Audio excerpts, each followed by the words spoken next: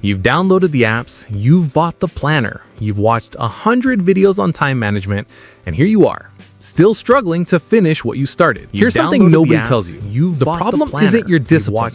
It's not your motivation, and it's definitely not that you're lazy. The problem is that every productivity system you've ever tried was designed for a brain that works completely differently than yours. You think you need more willpower, but what you actually need is a completely different approach. In the next few minutes, I'm going to show you 3 simple rules that changed everything for me.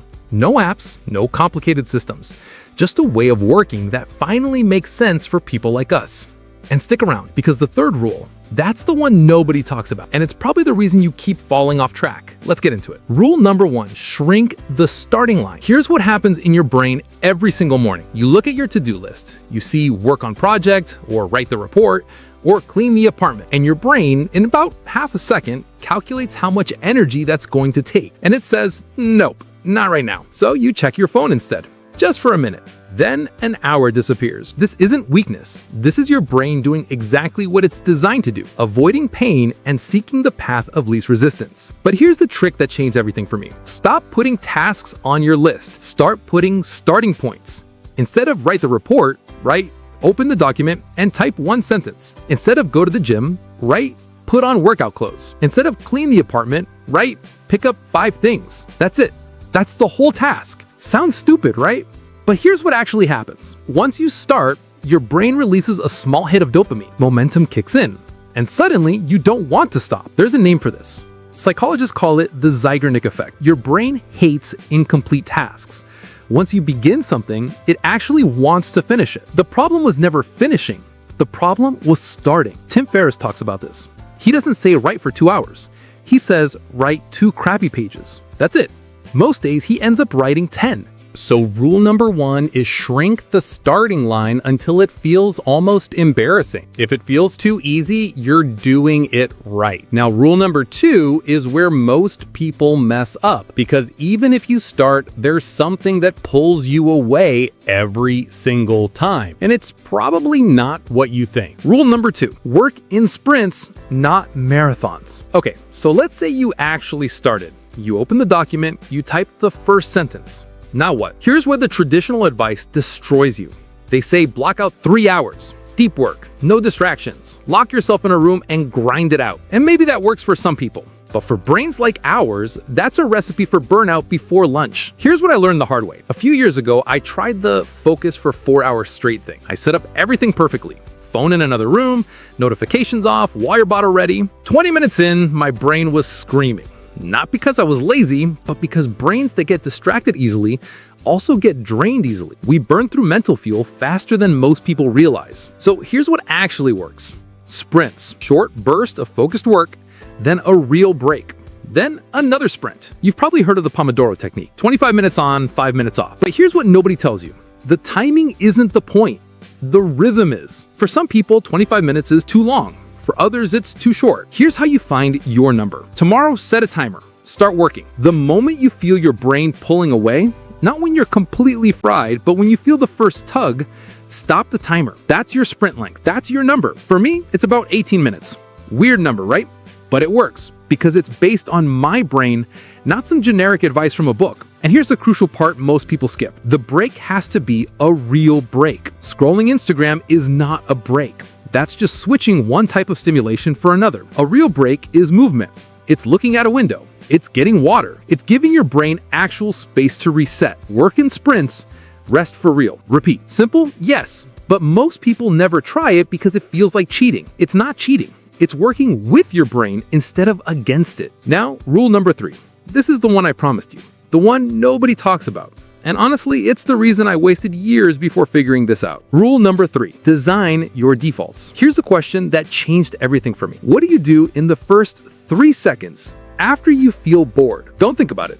Just answer honestly. For most of us, it's automatic. Boredom hits, hand goes to phone. No thought involved. It's a reflex. And this is the hidden killer of focus. Because here's what's really happening. You're not choosing distraction. Your environment is choosing it for you. Your phone is right there. The apps are designed by billion-dollar companies to hijack your attention. The notifications are engineered to trigger dopamine. You're not fighting yourself. You're fighting an entire industry that profits from your distraction. So stop fighting. Start designing. This is rule number 3. Design your defaults. A default is whatever requires zero effort, whatever is easiest to do in the moment. Right now, for most of us, the default is distraction. Your job is to flip that. Here's how I did it. I moved my phone to a different room when I work. Not across the desk, a different room. Because if it takes more than 10 seconds to reach, my brain gives up. I use website blockers. Not because I don't trust myself, but because I know my autopilot brain can't be trusted. There's a difference. I keep one tab open.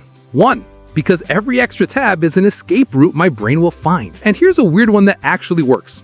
I leave a book on my desk. So when my brain screams for a break and my hand reaches for something, it grabs the book instead of the phone. Same impulse, different outcome. James Clear talks about this in Atomic Habits. He says you don't rise to the level of your goals. You fall to the level of your systems. Your environment is your system. If distraction is easy and focus is hard, you'll distract yourself. If focus is easy and distraction is hard, you'll focus.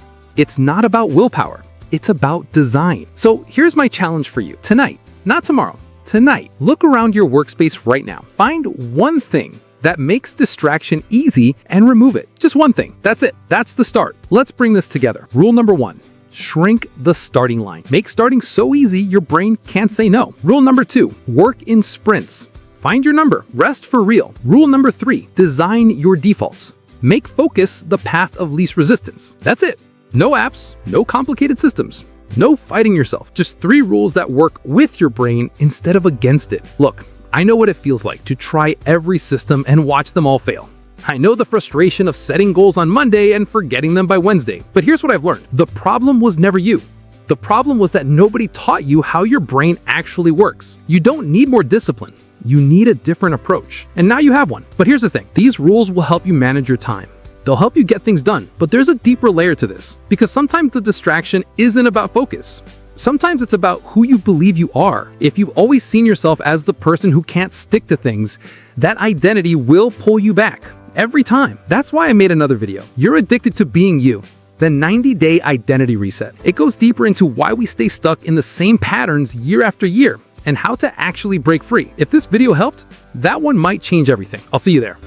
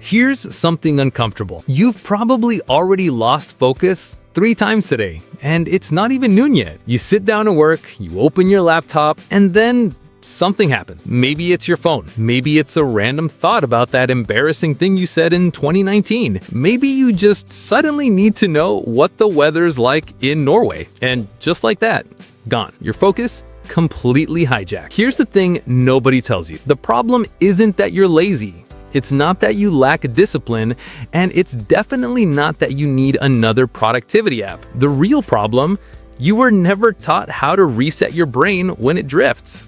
6 months ago, I couldn't focus for more than 5 minutes. Seriously. I'd start a task, get distracted, you downloaded feel guilty, the apps, you've try bought again, the planner, fail again, you've watched and 100 repeat that videos on cycle time management. all day. Then Here you I are, discovered something still that struggling changed to finish everything. what you started. Micro Here's something downloads, nobody tells you. tiny You've bought the 30-second planner. mental Isn't your resets diswatch that not your actually motivation? work. And It's within 2 definitely weeks, not that I you're went lazy. from scattered The problem and overwhelmed is that every to productivity finishing system tasks you've I've been ever avoiding tried for months. was designed for a Here's the brain twist. that works One of these completely techniques differently sounds than yours. so You simple, think you need you'll probably think it won't work. I thought the same thing until I tried it during the worst burnout of my life, and it pulled me out in under a minute. I'll tell you that story in a bit. So here's how this video works. I'm gonna keep it tight, no fluff, no filler. 3 techniques, each one takes 30 seconds or less, and by the end, you'll have a simple system you can use anywhere, at your desk, in class, even in the middle of a meeting when your brain just checks out. Let's get into it. All right, technique number 1. And honestly, this one alone will change how you deal with distractions forever. It's called the pattern interrupt. And no, this isn't some made-up productivity buzzword. This is actual neuroscience. Here's what happens in your brain when you lose focus. Your mind gets stuck in what scientists call a default mode loop. It's basically your brain running on autopilot, jumping from thought to thought, craving stimulation, looking for the next dopamine hit. And the longer you stay in that loop, the harder it becomes to snap out of it. That's why just trying harder doesn't work. You can't think your way out of a thought spiral. You need to interrupt it. So here's what you do. It takes literally 5 seconds. Change one physical thing about your environment. Stand up if you're sitting. Sit down if you're standing. Splash cold water on your face. Step outside for 10 seconds. Touch something cold. Clap your hands once, loudly. It sounds ridiculous, right? But here's why it works. When you change something physical, you force your brain to recalibrate. You break the loop. You create a tiny gap, and in that gap, you get to choose what to focus on next. You know who uses this? Athletes, surgeons, Navy SEALs. Ever watch the basketball player before a free throw? They bounce the ball the same way every time. They touch their face. They take a breath. That's a pattern interrupt. It's a physical reset before the mental one. And if it works in high pressure situations like that, it'll definitely work at your desk. Now, interrupting the pattern is step 1. But what do you do after you snapped out of it? That's where technique number 2 comes in. And this one, it actually changes your brain chemistry in under 30 seconds. Stay with me. Okay. Technique number 2. And this is the one I mentioned earlier, the one that pulled me out of the worst burnout of my life. I promised you that story. Here it is. Last year, I hit a wall, like a real wall. I was working on a project that should have taken 2 weeks. It took 2 months. Every time I sat down to work, my brain felt like it was filled with static. I couldn't hold a thought for more than a few seconds. I tried everything. New apps, new routines, caffeine, more caffeine. Nothing worked. And one night at like 2 a.m., completely exhausted, I found a video about breath work by a neuroscientist named Andrew Huberman. I thought it was gonna be some meditation woo-woo stuff, but what he explained, pure science. Here's the short version. When you're stressed or distracted, your nervous system is stuck in what's called the sympathetic state, fight or flight. Your brain is scanning for threats, even if the only threat is your inbox. But here's the key. You can manually switch that state using your breath. One specific breathing pattern activates your parasympathetic nervous system, the rest and focus mode, and it takes 30 seconds, sometimes less. It's called the physiological sigh, and it goes like this. Take one deep breath in through your nose, then, before you exhale, take a second shorter inhale on top of it, like a double inhale. Then exhale slowly through your mouth. That's it. One cycle. Do it twice, maybe 3 times, and I'm not exaggerating. Within 30 seconds, you'll feel your shoulders drop, your jaw unclench, and your mind clear up. It's like hitting a reset button you didn't know you had. Now, let me ask you something, and be honest. How many times today have you taken a real breath? Not a shallow one, a real, deep, intentional breath. Most people go entire days without one, and then they wonder why they can't focus. All right. Technique number 3. And honestly, this is the one that ties everything together. Because here's the truth. You can interrupt the pattern. You can reset your nervous system, but if you don't know what to focus on next, you'll drift right back into distraction. And this is where most people get stuck. They sit down with a massive to-do list, 20 tasks staring back at them, and their brain just freezes. It's called decision fatigue. When you have too many options, your brain burns energy just trying to decide. And that exhaustion, it feels exactly like losing focus. But it's not a focus problem, it's a clarity problem. So here's the fix. It takes 10 seconds. Before you do anything, ask yourself one question. What is the single next physical action I need to take? Not finish the project, not study for the exam. Those are outcomes, not actions. I mean, something tiny. Something specific, something you could do in the next 2 minutes. Open the document, write one sentence, read the first paragraph. That's it. One clear next action. Your brain stops spinning and suddenly you're moving. This concept comes from David Allen's Getting Things Done, one of the most influential productivity books ever. But here's what most people miss. It's not about being organized. It's about reducing cognitive load. When James Clear was writing Atomic Habits, a book that sold over 15 million copies, he said his only rule was this: write one sentence a day. Not a chapter, not a page, one sentence. And that tiny action, it unlocked everything else. Now, here's where it gets interesting. These 3 techniques, they work great on their own, but when you stack them together in the right order, something different happens. I'll show you exactly how in a second. But first, there's something uncomfortable I need to say, and it might sting a little. Your phone is literally designed to break your focus, not by accident, not as a side effect, by design. The brightest engineers in the world get paid millions of dollars to make sure you can't look away. Every notification, every scroll, every red badge, it's all engineered to hijack your attention. So if you've been blaming yourself for not being able to focus, stop. It's not a fair fight, but now at least you have weapons. Okay.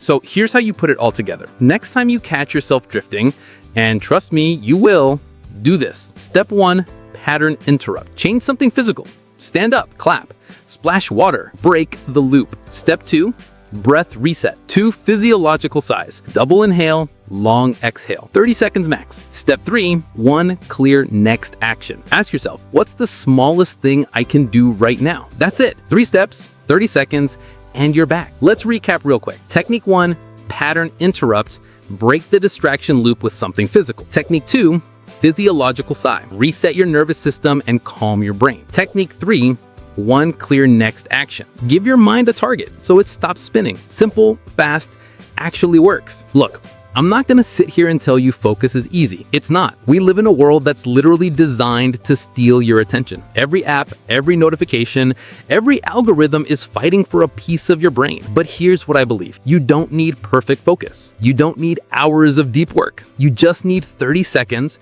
and the willingness to reset when you drift. That's it. That's the whole game. And the fact that you're still watching this, that tells me you're already ahead of most people. So here's my challenge for you tonight.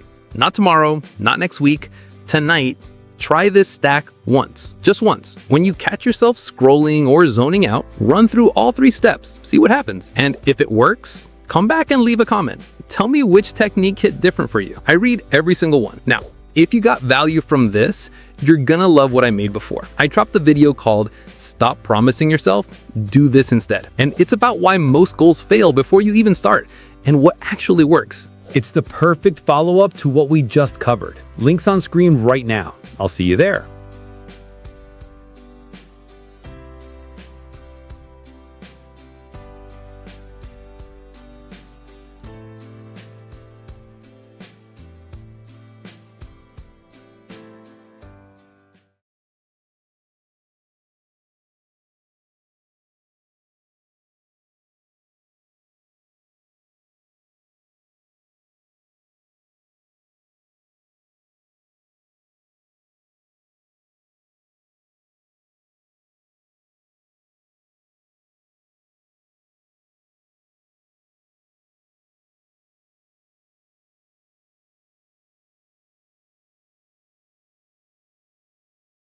You sit down to work. You have the time, you have the coffee, you even want to do it, but you just can't. Instead, you stare at the screen until the guilt sets in.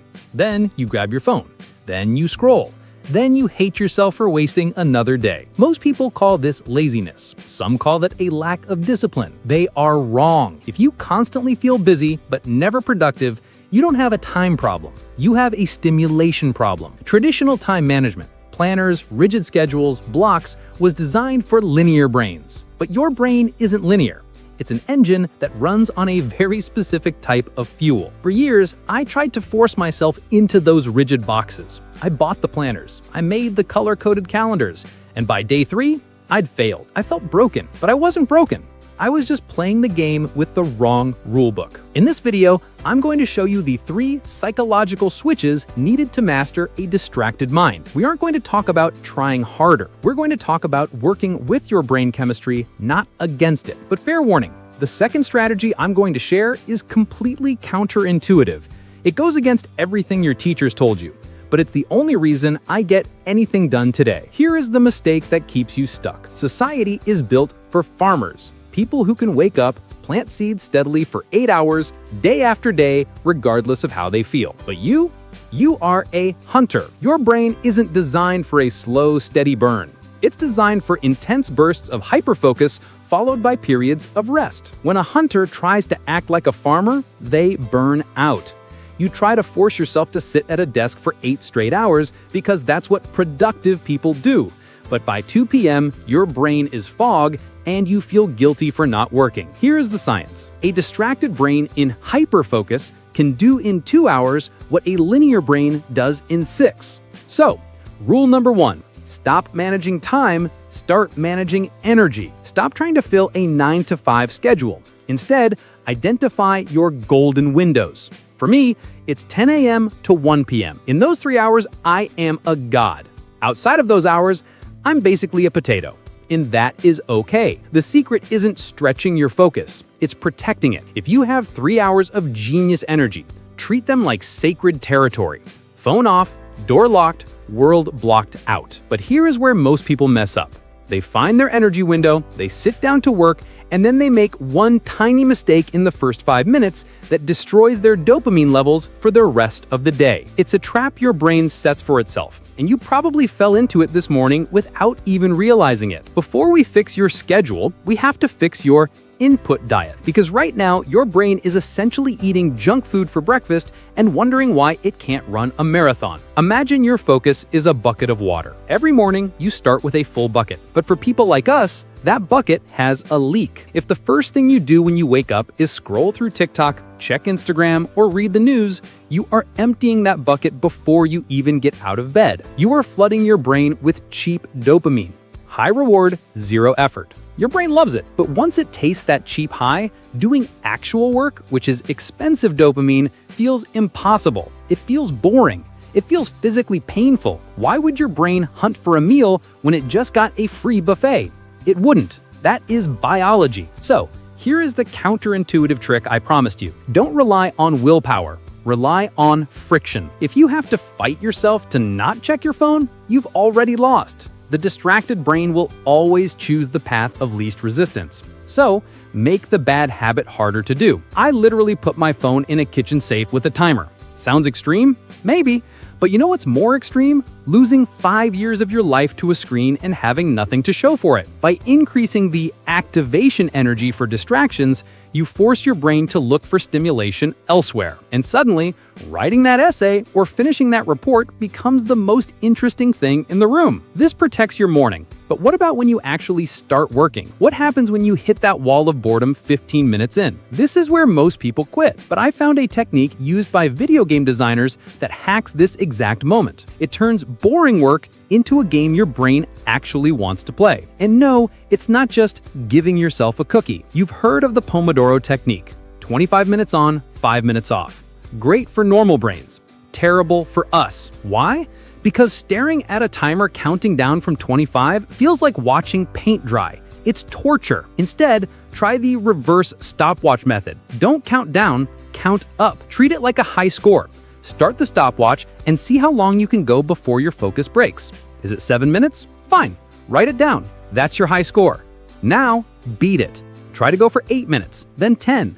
You are gamifying your own attention span. You aren't working, you're grinding for XP. And here's the second part of the game, micro deadlines. Don't say, I will write this essay. Say, I have 10 minutes to write the intro paragraph. Go. ADHD brains thrive on urgency. We don't do things when we should. We do things when we must. By setting an impossibly short deadline for a tiny task, you manufacture that night before the exam adrenaline on a Tuesday afternoon. It sounds stressful, but it's actually freeing. Because once you hit that flow state, the timer doesn't matter anymore. You're in the zone. You're the hunter chasing the prey. Neuroscientifically, you are engaging the task-positive network in your brain by using urgency to bypass the executive dysfunction. It's a hack, but it works. But there is one final piece of the puzzle. You can manage your energy, you can remove distractions, you can gamify your work, but none of it will stick if you still believe one specific lie about yourself. This is the reason you try these tips for 3 days and then quit. It's not a habit problem. It's an identity problem. Look, being easily distracted isn't a curse. In the right environment, your ability to hyper-focus is a superpower. In the wrong environment, it's a disability. You don't need to fix your brain. You just need to build a system that respects how it works. Manage your energy, not your time. Add friction to the cheap dopamine, and turn the hard work into a game. But here's the hard truth. You can have the best systems in the world, but if you wake up every morning and tell yourself, I am a lazy person, or I always procrastinate, your brain will fight to make that statement true. Psychology tells us that we always act in accordance with who we believe we are. If you identify as the messy one, you will subconsciously sabotage your own success just to stay consistent with that identity. That is why your Make Step isn't another productivity hack. It's a complete identity reset. In this video, I break down exactly how to rewire that self-image in 90 days. So you don't just act productive, you become a productive person. It's the missing link. Click here and I'll see you there.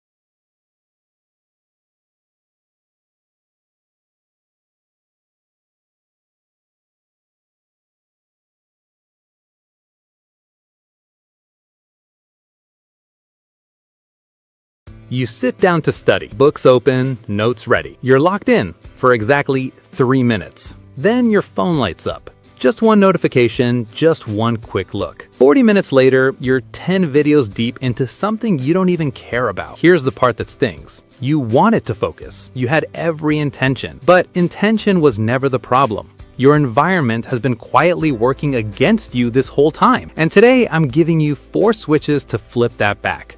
Your phone, your space, your people, and your time. Plus, one weird bonus at the end that involves your phone camera. Sounds strange? Stick around. Let's start with the obvious enemy, your phone. You already know it's a problem, that's not news. But here's what most people don't realize. Putting it on silent isn't enough. Flipping it face down isn't enough. Why? Because your brain knows it's there. Even when you're not touching it, part of your mind is working overtime just to keep ignoring it, wondering if someone texted, if something happened. Think about it. Notifications, red dots, infinite scroll, autoplay. Your phone is packed with triggers designed to pull you back in, and you're trying to focus with all that sitting 3 feet away. So you sit down thinking you're focused, but really you're running 2 programs at once, and your brain isn't built for that. The fix is almost stupidly simple. Get the phone out of the room entirely. Kitchen counter, another room, give it to someone else.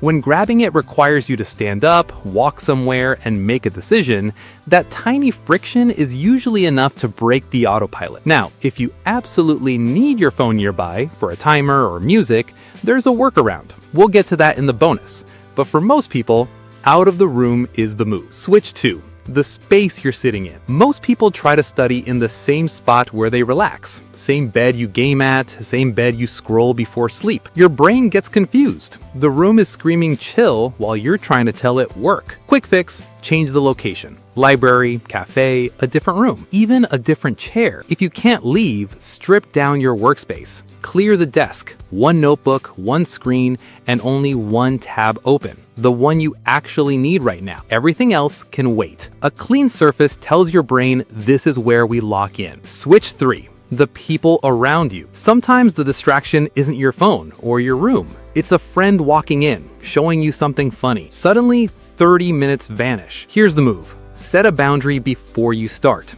Tell them, I'm locking in for 60 minutes. After that, I'm all yours. Clear, respectful, no negotiation. You're not being rude, you're protecting your focus like it actually matters, because it does. So far, 3 switches down. Phone, space, people. Now the 4th one. And honestly, this is where most advice completely misses the mark. Let's talk about time. You've probably heard of Pomodoro. 25 minutes on, 5 off. It works for some people, but if you're deep into a problem and the timer kills your flow, or if 25 minutes feels way too long right now, it backfires. Here's a simpler starting point. If you don't know your attention span yet, start with 15 minutes of work, 3 minutes of rest. Do that 3 times. Once that feels easy, move to 20 and 5, then 30 and 7. You're not forcing yourself into someone else's system, you're training your own focus like a muscle. And when you take a break, match it to the work. Short session, short break. Pushed past an hour, take 10. Grab a snack, move around. One thing though, don't scroll during breaks. That's not rest, that's a reset to 0. Keep breaks low stimulation. Water, stretch, look out the window. All right, those are your 4 switches. Now, let me show you what this actually looks like. Picture a guy, let's call him Marcus. Computer science major, sophomore year. Every night, same story. Sits down around 8, laptop open, phone right there, face up, just in case. 2 hours later, group chats, random videos, maybe half a page of notes. He wasn't lazy, he wasn't dumb, he just kept losing the same fight every single night. One Tuesday, nothing special, he tries something different. Walks to the kitchen, drops the phone on the counter, closes the door, comes back. First 15 minutes felt weird. His hand kept reaching for something that wasn't there. But around minute 20, something shifted. His brain stopped expecting the buzz. He knocked out 3 problem sets that night. First time all semester, he felt like he actually got somewhere. No motivation speech, no magic, just a closed door. And for the first time in weeks, he didn't go to bed feeling like he wasted another night. Now, before the bonus, 2 quick extras. First, thoughts will pop up. Did I email my professor? What's for dinner? Don't fight them. Grab a piece of paper, write it down, get back to work. You're not ignoring it, you're just parking it. That's it. Second, forget perfect focus. 80% sustained beats 100% burned out. Make it feel doable, not like war. All right, now the weird bonus I promised. If you absolutely have to keep your phone in the room, maybe for a timer, maybe for music, here's how to use it against itself. Set it to time-lapse mode, point it at your desk, hit record. Two things happen. First, your phone is busy. You literally can't scroll because it's filming. And second, you're building a record for yourself, not surveillance, just a simple mirror.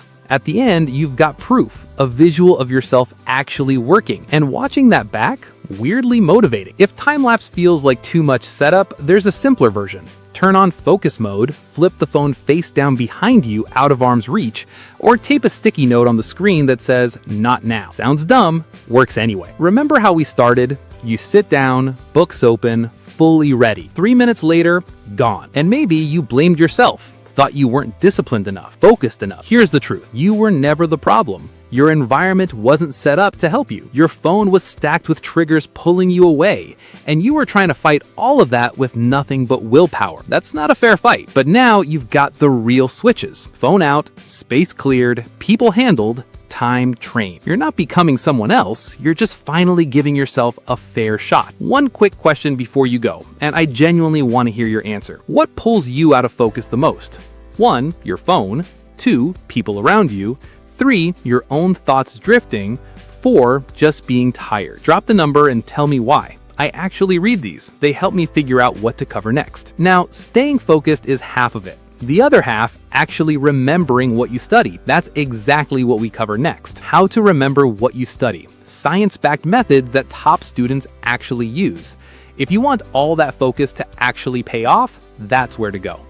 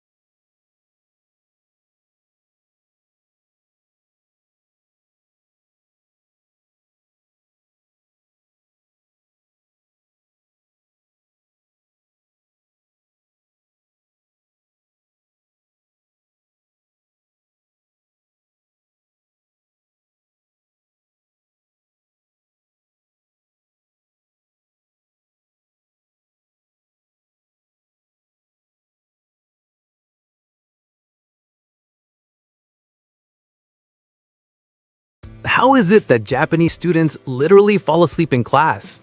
Head on desk, eyes closed, completely out. And their teachers don't even care. Some actually encourage it. And yet, Japan consistently ranks among the top performing countries in math, science, and reading. Wait, what? Meanwhile, you're chugging your third coffee, forcing yourself to stay awake, and still can't focus on a single paragraph. I used to think sleeping during the day meant I was lazy, weak, falling behind. Then I discovered something called the 20-minute microsleep. And honestly, it changed how I think about rest entirely. In this video, I'm gonna show you the exact technique Japanese students use to recharge their brain in just 20 minutes. Not 15, not 30, exactly 20. And why that number matters more than you think. I'll also share the one timing mistake that turns a power nap into a productivity killer, and a weird coffee trick that sounds crazy, but is actually backed by NASA research. Let's get into it. Okay, so why 20 minutes? Why not 10? Why not 40? Here's what's actually happening inside your brain when you sleep. The moment you close your eyes, your brain starts moving through sleep stages. First, you enter light sleep, stage 1 and stage 2. This is where your brain clears out mental fog, consolidates short-term memory, and basically hits a soft reset. But here's the catch. Around the 25 to 30-minute mark, you slip into stage 3, deep sleep. And once you're there, waking up feels like crawling out of concrete. That groggy, confused, like, where am I feeling? Scientists call it sleep inertia, and it can mess up your focus for another hour. This is why most people say naps don't work for them. They're not napping wrong, they're napping too long. Dr. Sarah Mednick, a sleep researcher at UC Irvine, found that a 20-minute nap improves alertness by 100% and performance by 34% without triggering that deep sleep trap. 20 minutes, that's it. And this isn't just theory. Companies like Google and Nike actually have nap pods in their offices. NASA tested this on pilots and found that a 26-minute nap improved their reaction time by 34% and alertness by 54%. Even Salvador Dali, the crazy genius painter, used to nap holding a key over a metal plate. The moment he'd fall too deep, the key would drop, clang, and wake him up right in that light sleep zone. But here's the thing most people miss. Getting the length right is only half the battle, because if you nap at the wrong time of day, you're actually making things worse. Let me explain. So when exactly should you take this 20-minute nap? Here's what most productivity gurus won't tell you. Your body already knows. You just keep ignoring it. Ever notice how around 1 to 3 p.m., your brain just checks out? You're not hungry anymore, but you can't focus. You read the same sentence 5 times. You stare at your screen like it personally offended you. That's not laziness. That's your circadian rhythm literally dipping. Scientists call it the post-lunch dip, and it happens whether you eat lunch or not. Your body temperature drops slightly, melatonin nudges up, and your brain whispers, hey, maybe we should rest. And here's the wild part. Humans are actually designed to sleep twice a day. Yup, we're biologically wired for biphasic sleep. One long stretch at night, one short reset in the afternoon. The whole sleep 8 hours straight and power through the day thing, that's an Industrial Revolution invention. Factory owners needed workers alert for 12-hour shifts, so they trained us out of our natural rhythm. You're not lazy for wanting to nap at 2 p.m. You're literally fighting your own biology every single day. Let that sink in. This is why countries like Spain have the siesta. Why Greece, Italy, and most of the Middle East shut down in the early afternoon. They're not unproductive. They're actually working with their biology, not against it. And in Japan, they have a word for this, inemuri. It roughly translates to sleeping while present, napping in public, at work, even in meetings, without shame. It's actually seen as a sign of dedication. Like, this person works so hard, they need to recharge. Imagine that, sleeping at work and getting respected for it. But here's the real question. How do you actually fall asleep in 20 minutes? Especially if you're stressed, overstimulated, or your brain just won't shut up. There's a technique for that too, and it involves coffee. I know, sounds backwards, but stay with me. Okay, here's where it gets weird. The most effective way to take a 20-minute nap is to drink coffee right before you close your eyes. I know, that sounds completely stupid. Drink caffeine, then try to sleep? But hear me out. Caffeine doesn't hit your brain instantly. It takes about 20 to 25 minutes to fully kick in. So if you chug a cup of coffee and immediately lie down, you get the full benefit of the nap and wake up just as the caffeine starts working. It's like a double boost, rest plus energy. Perfectly timed. Researchers at Loughborough University tested this on tired drivers. The coffee nap group made 91% less mistakes than the group that only napped or only drank coffee. 91%. That's not a small edge. That's a cheat code. So here's exactly how to do it. Step 1.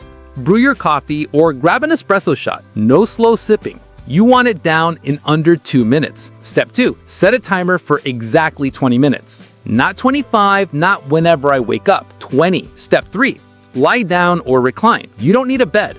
A couch, a car seat, even your desk works. Japanese students literally do this with their head on their arms. Step 4. Close your eyes. Don't stress about falling fully asleep. Even just resting with your eyes closed triggers those light sleep benefits. Your brain doesn't need deep sleep. It just needs a pause. Step 5. When the alarm goes off, get up. No snoozing.